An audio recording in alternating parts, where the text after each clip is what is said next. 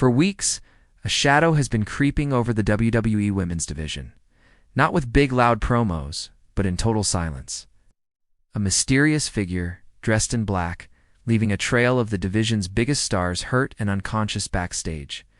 Bianca Belair found clutching her shoulder, unable to fight. Becky Lynch discovered in agony from a hold that even the medical staff couldn't identify. The attacks weren't random or messy. They were surgical, precise. The announcers started calling it the Dragon's Slumber. It was a threat without a face, a question without an answer. Tonight at the all-women's pay-per-view Evolution, that mystery would finally be solved. The arena is absolutely electric. The Women's World Champion, Rhea Ripley, is in the middle of the ring, championship on her shoulder. She just came out of a war, but she isn't celebrating. She looks furious. She snatches a mic, and her voice just slices through the cheers. For weeks, she starts, her Aussie accent dripping with contempt. Someone has been playing games, attacking people from the dark, taking out champions, one by one, like some kind of coward. She stalks around the ring like a caged lion. You've got everyone backstage looking over their shoulder. You've got the whole world talking. Well, I'm not everyone else. I don't run from the dark. I am the dark. The crowd roars. Rhea has never backed down from a fight, and she's not starting now. So I'm done waiting, she snarls. I'm not going to wait for you to pick me off in some hallway when my back is turned. If you want to make a statement, if you think you belong in this ring with the very best, then come out here right now and face me. Come and try to make a statement on mommy. She slams the microphone down, her eyes burning a hole into the entrance ramp. The challenge is out there. The entire arena holds its breath. This is it. For a moment, nothing. Then, the arena lights flicker like crazy and plunge into complete darkness. A collective gasp ripples through the crowd.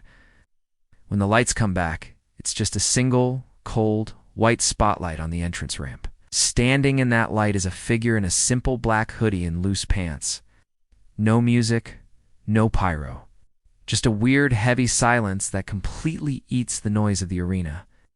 The figure starts to walk, not with a superstar swagger, but with the quiet, deliberate pace of a predator. In the ring, Rhea Ripley stands her ground, a pillar of defiance.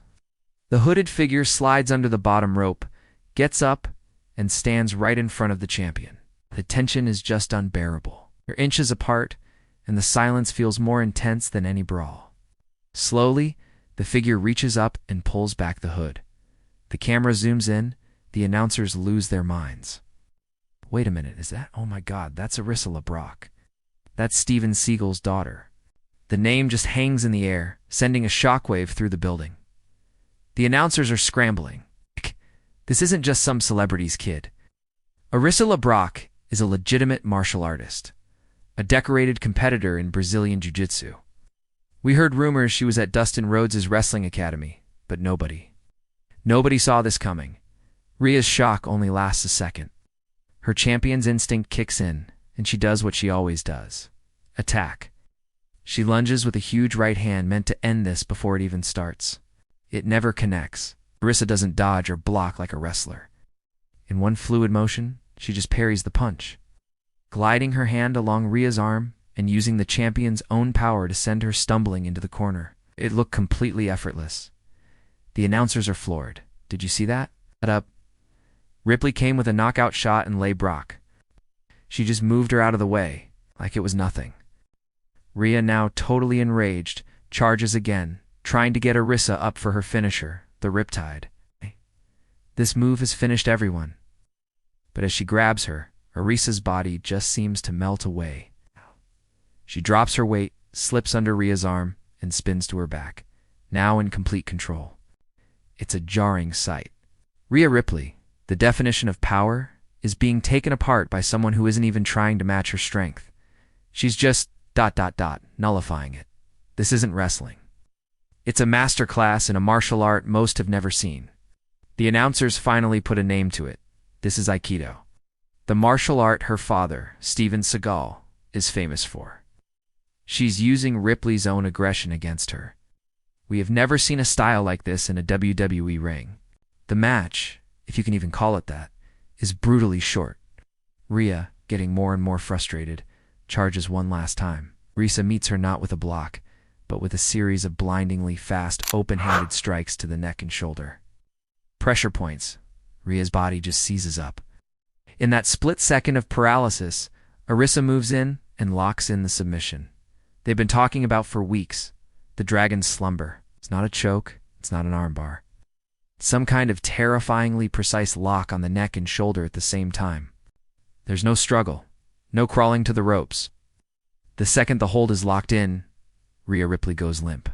Her eyes glaze over. She doesn't tap out. She's out cold. The ref sees it and immediately calls for the bell. The entire arena is silent, confused.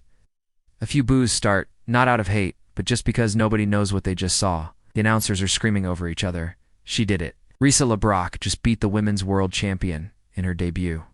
Rhea didn't tap, she was rendered unconscious. Was that even legal? What did we just witness? As the ref cautiously hands the title to a stone-faced Arissa Le Brock, the whole world is asking, who is she and how did this happen? This wasn't some fluke. It was a journey forged in secret pain and a will to reclaim a dream that was almost taken from her. Arissa Le Brock is the daughter of action star Steven Seagal and supermodel Kelly LeBrock, instead of Hollywood. She chose the grueling world of Brazilian Jiu-Jitsu, training at the renowned Paragon Jiu-Jitsu and Kickboxing Academy. This wasn't a hobby. She became a respected competitor. That unique background got her a WWE tryout in 2019, but right after, a severe injury shattered her dream. The door to WWE slammed shut, and Arissa disappeared. She later admitted it was a dark time, the physical pain matched by the broken dream. But a lifeline came from one of the most respected people in the business, Dustin Rhodes. Dustin, a master of reinvention himself, saw the fighter underneath it all. He invited her to his Rhodes Wrestling Academy in Texas. There, she wasn't a celebrity's daughter. She was a rookie, learning the craft from the ground up.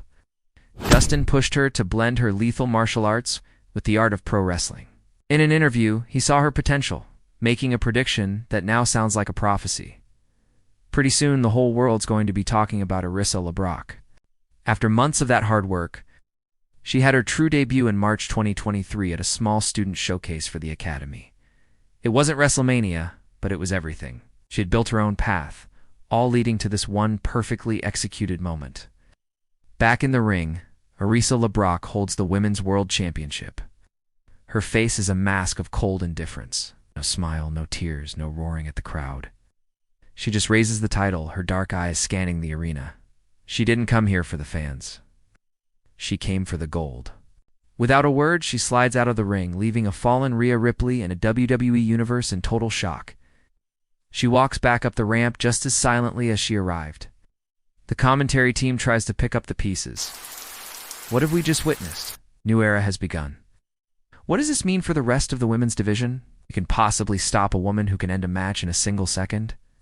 The questions are endless, but one thing is terrifyingly clear. Arissa Le Brock is not a wrestler. She is a weapon.